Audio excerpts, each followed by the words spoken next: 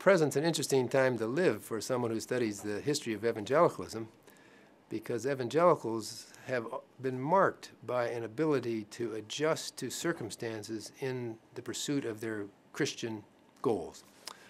So in his own day, for example, George Whitefield, who of course preached in Boston Commons, was a radical innovator. He would have been considered way into the margins of what was acceptable, because he went around from place to place and preached out of doors.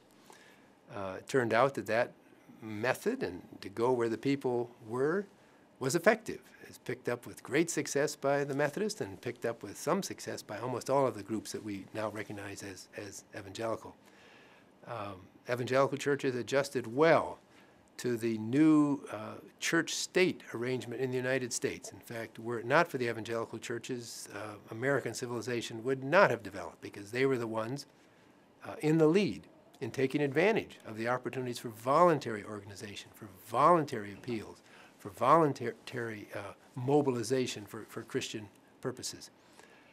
The adjustment wasn't, I don't think, all that successful after the American Civil War.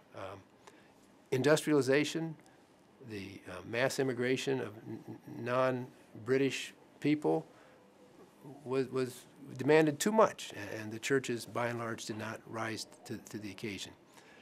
People like Billy Graham, with John Harold Ockengay's assistant, adjusted to post-war media. Graham's big meetings, his use of television, the use of made by his associates of the movies and music, was all a way of trying to preserve the traditional gospel in new forms.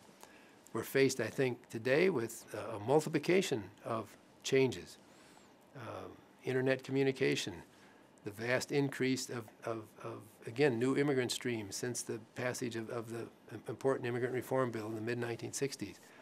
Evangelical churches that have been faithful and successful balance loyalty to inherited Christian foundations and flexibility in meeting the changed circumstances of their times. Loyalty to the foundations by itself leads often to irrelevance. Adjustment to the circumstances of the day as the major course sometimes leads to evacuation of the power of the gospel. Somehow maintaining what had been the essence of Christian faith in earlier periods, with a flexibility in meeting altered conditions in the present, is the key. Historians are not the ones to ask for how that's going to take place, but I think the historians of the future will be able to judge whether that balance has actually been preserved.